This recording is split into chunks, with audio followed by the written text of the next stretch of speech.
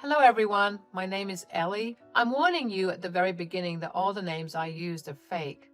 I don't want my or my parents' identity to be released, so I use fake names. This story is about my entitled and scheming sister, Candy. She's my youngest sister and has always been a spoiled child. No, my parents, Paul and Jane, were not abusive towards me, but they paid more attention to her because she was younger. In the beginning, I wasn't that concerned about the favoritism my parents showed. Hell, I loved my sister dearly and spoiled her myself. However, everything changed when my sister grew up. My parents are fairly wealthy but lived a simple life, and so did I. But my sister always wanted more. She complained about our simple lifestyle and demanded we spend more, especially on her. When we didn't budge, she started to manipulate us. She always played the victim and didn't last at any of her odd jobs. She always claimed that she had been bullied and worse. My parents believed all her lies and started to support her financially. I saw through her lies and said, "Candy, what you are doing is not okay. I know you have never worked at any job and you lied to our parents about being bullied. You need to stop with the lies." "Oh, shut up, Ellie. You have a good job and live like a beggar. Our parents and you can live like that, but I can't. They have plenty of money lying around. They should just give it to me since they don't use it." "You can't rely on their money, Candy. It's shameful how much you have been exploiting them. You should try to find a job if you want a good life." "I don't need your lectures, Ellie. Mom and Dad are stupid, and they don't have any class. I can't be like them. Plus, I'm their daughter, so I'm entitled to their money."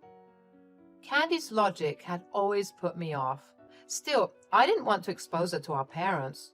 I protected her and sometimes ignored her lies. My parents loved her, knowing the truth would have crushed them. I helped them and Candy out at times so that my parents didn't end up spending all their money on her. Candy never showed any appreciation for that. She always thought that she was entitled to their money. For years, Candy lived a luxurious life on our dime. Mom and Dad were hopeful that someday she would become independent, but that day never arrived. Candy continued her horrible lifestyle while playing victim to our parents. They swallowed her lies because they trusted her. What was worse was the fact that Candy cared nothing about me or our parents. That became clear very soon. My parents got into a horrible accident a year back. They were in critical condition and the doctor told us that the chances of survival were low. While I was close to breaking down in the hospital, Candy said, "Wow, looks like their time is up. I can't believe it took them so long. I wonder how much longer it'll be. The doctors are not very hopeful." "Candy, how can you even think of that right now? Our parents are close to death and you don't feel anything." "Don't be so dramatic, Ellie. Mom and Dad were only good for money. It's even better if they are not here. They have been pressuring me to get a job. It was irritating. Anyway, now that there is little hope for them, I will head out. Don't call me unnecessarily. Just give me a sweet call when they're gone. I need to sort out the inheritance and all." "Candy, what is wrong with you?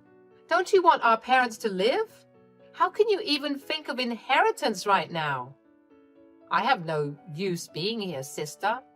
I know Mom and Dad will leave me most of their assets. I'm the poor, jobless daughter after all. They have promised me that, so I have no reason to be here anymore. I'm off for a nice vacation. Call me when you have my inheritance ready. Bye." I couldn't believe what Candy did. Her sadistic approach to her own family threw me into rage and sadness. But I held strong for my parents. I emptied out my bank account to get them the best treatment. Finally, after a month of struggling, I was able to bring them home. Candy didn't show up or even call once after that day. My parents wanted to see her, but she didn't even receive my calls. They were still recovering, so they didn't have the energy to deal with this. It broke my heart to see them yearn for Candy. About 2 weeks after my parents came home, they called an estate lawyer to their house. I was at their place looking after them when I saw the lawyer. I was a little confused. I said, Mom, Dad, why is the estate lawyer here? Did you call him? Yes, Ellie, we called him. We don't have a proper will in place. With what happened recently, we want to make sure our will is set. Yeah, it was quite a scare. It got us thinking about finalizing the will. So we have been thinking about splitting our assets 80-20. Candy will get more because she needs the money. I hope you understand, Ellie. We had promised her that we would look after her and leave her a big inheritance. She was really worried about her future when we last met her. We think splitting equally would have been better, but it pains us to see Candy in so much trouble. She has had bad luck, my poor child.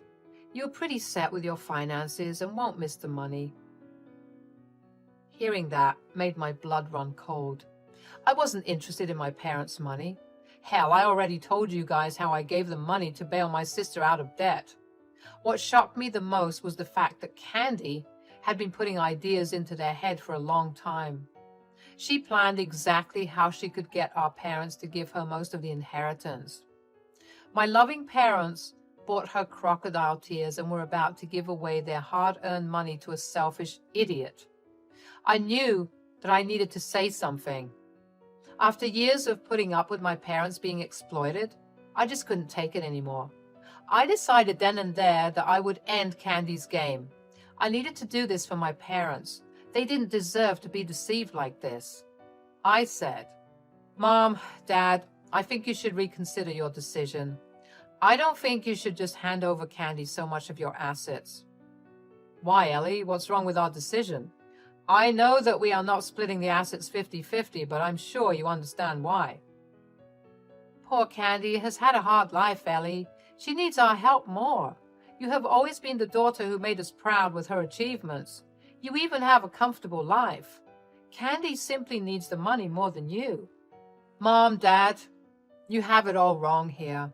Candy is not the person you think she is. She acts like she's poor and unlucky, so you give her more money. What? What are you saying, Ellie? I took the opportunity to tell them everything, from the fake bullies at her jobs to her being mentally sick and having no money. I also gave them details to prove that I was telling the truth. My parents seemed shocked by the information. Unfortunately, I also had to point out her lack of help while they were fighting for life in the hospital. Still, my parents seemed to be in disbelief. I said, I'm sorry I had to say these things. I have been sheltering her for a long time. I just can't do it anymore. All these years, I truly believe that no matter how manipulative she is, she definitely loves you guys. But after your accident, her true face came out to me. I can't and won't protect her anymore. My parents refused to believe that Candy could be so cruel. It broke my heart to see them in such deep denial. I knew that the moment they realized the truth, they would be devastated. I almost gave up on the truth, but I didn't back out of speaking about Candy. My parents didn't deserve to be deceived like that, so I said, I know it's hard for you to believe this. I wish it wasn't the truth and Candy was a nice person. But think about it, Mom and Dad. Did Candy call you even once when you were in the hospital? No, she did not.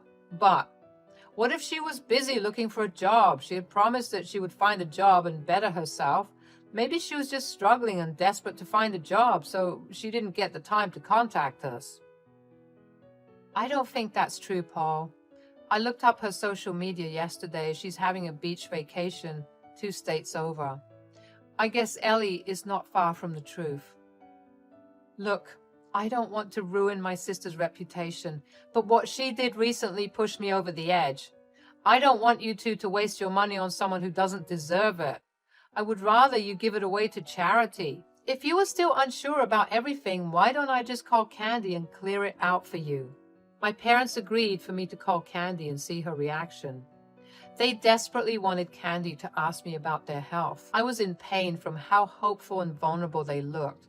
I was praying to God that Candy doesn't say anything drastic. I was also concerned that she wouldn't pick up my calls again. But Candy did pick up the phone after I called her like 10 times. When she finally did pick up my call, she hit me with the worst question on this planet. Before I could say anything, she said, "So, are they dead already? You would not have called me so many times if they weren't dead. I guess I made that clear the last time I saw you. So, Mom and Dad are gone, right? Gosh, it took them time." "What are you saying, Candy? It's not like that." "Finally, our filthy parents are dead and they left all their money to me. It was so easy to sell the poor little me card to them.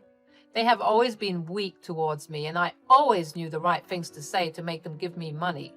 But I feel so bad for you, Ellie." "Oh, really, Candy? Tell me what on earth you suddenly feel bad for me." "You tried so hard to be a good daughter and did everything for them, but in the end, I won all the money. You know, I feel sorry for you. You should have taken some lessons from me to get money out of them. Look what being successful did to you. I did nothing but still got a chunk of money." "I am so ashamed of you, Candy. Don't you feel even a little remorse about our parents dying? Are you even sad?" "Why would I be sad, Ellie? Do you have any idea how much I had to act to make them give me money? They are cheap and have low standards. I can't tell you how embarrassing it was for me to bring my friends home. They were really embarrassing. The only thing they were good at was making money. Now that I have all of that for myself, there's no reason to be sad. I'm just happy I won't have to beg for money anymore. I was getting tired of it." "Well, congratulations to you then, Candy. Our parents were the only reason I was still talking to you. Now I have no reason to stay in contact with you anymore.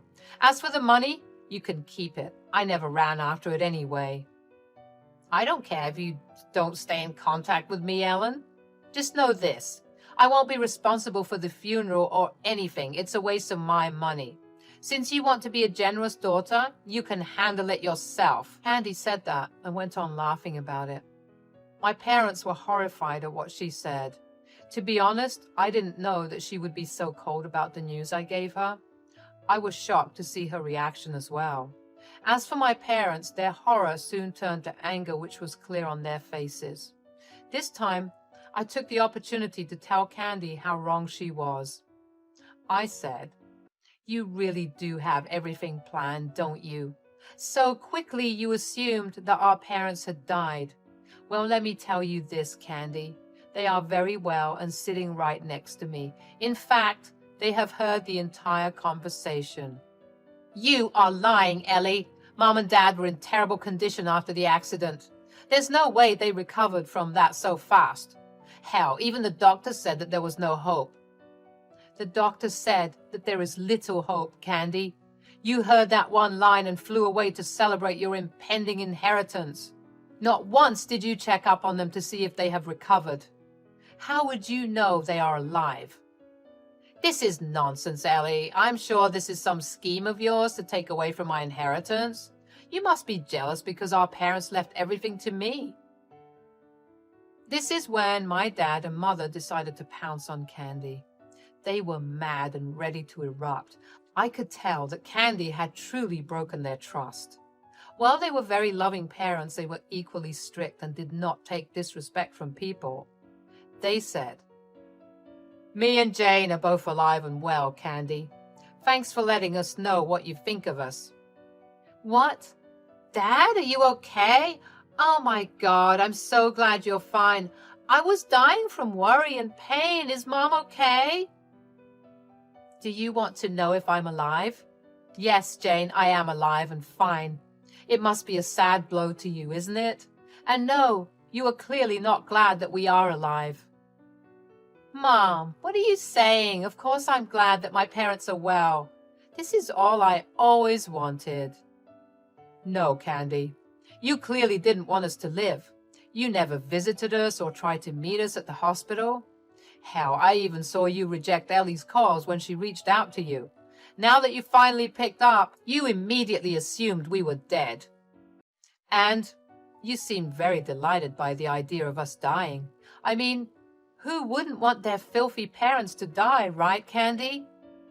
No, Mom, Dad, please listen to me. I don't know what Ellie told you guys. She must have filled you with lies about me. I swear I never said anything like that. I couldn't. come because I was busy trying to find a job and feed myself." "Don't give us those lies again, Candy. We have seen your social media posts, and you were on loudspeaker all along." Candy panicked and immediately hung up the call out of fear. She must have realized her stupidity and was starting to freak out. She then very sturdily called me back to scream at me. She said, "How dare you put me on loudspeaker, Ellie? You did this on purpose. You spoiled my image to our parents. Now I will have to beg and plead with them like a beggar to get back in their good grace. You are the one who showed them the social media posts, right? I hate you." Dissing on Ellie won't do you any good, Candy. You are still on loudspeaker. And we heard all that again. "Dad, Mom, please listen to me. I didn't mean to say those things. It was a coping mechanism. You know I'm having a hard time in life. I just snapped and said some stupid things." Stop trying to manipulate our parents again, Candy. You have absolutely no shame after insulting our parents and planning to enjoy their inheritance. I know this is all you could ever think about, Candy. Their inheritance is the only reason you have been acting like a poor girl with no money. There is no use for the drama anymore, Candy. Just so you know, while you were busy celebrating our death and taunting Ellie, we were sitting with a lawyer." "What? You were talking to a lawyer? Is it about—" "Yes, it is about our will, Candy. After what we witnessed today, I think Jane would agree with me that we no longer want to leave you anything. Right, Jane?" "Absolutely, Paul. There is no way I would leave anything to an ungrateful child like Candy. What you have done today was truly disgusting, Candy. I can't believe I raised a selfish and cruel woman like you." "Mom, Dad, please don't do this to me. I slipped up and said some things I regret. I'm sure Ellie understands why I did it. I was under a lot of stress." I started to laugh at Candy's attempt to recruit me. Yes, indeed, I often helped her get out of trouble. She's my little sister, and I did want the best for her, so she naturally assumed that I would help her get out of trouble this time. What she didn't know was that I had no intention of saving her anymore. I was done. I said, "I've covered for you a lot of times, Candy, but this time you have taken it too far. You wished upon our parents' death, Candy. How can I support that?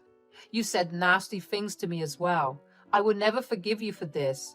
Today, it is important everyone knows how truly vile you are." "Ellie, please don't say that. You're my sister. You know that people sometimes make mistakes. Where's Mom and Dad? I will go there right now and beg for forgiveness."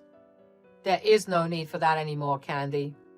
I, or your mom, want nothing to do with you anymore. We helped you out through the years and didn't deserve this reward. We are disinheriting you and giving everything to Ellie. Lawyer, you can go ahead and make our will on those terms. We won't change our mind. Not now, not tomorrow, not ever." Mom said that and promptly hung up on Candy while she was crying and screaming for forgiveness. Dad and Mom were quite sad as well, but most of all, they were angry. I tried to comfort them the best I could. I also told them to make their decisions after long consideration because I didn't want them to regret disinheriting Candy. My parents heard that and started to cry. They said that they finally realized how much they had neglected me and taken me for granted. I assured them that I held no anger. Dad and Mom still went ahead with their decision to disinherit them. Around 2 days after the incident, Candy showed up at my parents' place. She was on a trip with friends and needed time to come and hound them in person. She did continue to harass me and my parents through calls and texts. When Candy arrived at their door, she looked really disheveled. I guess the gravity of the situation finally dawned on her. She begged me and my parents to forgive her. However, Dad told her to leave the property and never come near them again. Mom actually threatened to call the police if she didn't leave. Candy did leave after she realized that there was nothing she could do. Mom and Dad stopped payment for her rent and she ended up losing her apartment in 2 months. None of her friends let her stay in their house because they knew she had no money and didn't want to work. She did return to our doorstep to beg, but no one paid her any attention. Last I heard, she was crashing on a friend's couch who gave her a month to find a place. She has been applying at the local grocery stores and cleaning services for a job. I don't know if anyone will ever give her one because by now, everyone knows her character. Anyway, I'm still at my parents' place and have moved in permanently. They are struggling both mentally and physically after the accident. I'm doing my best to take care of them, and the three of us are as happy as we could be under the circumstances.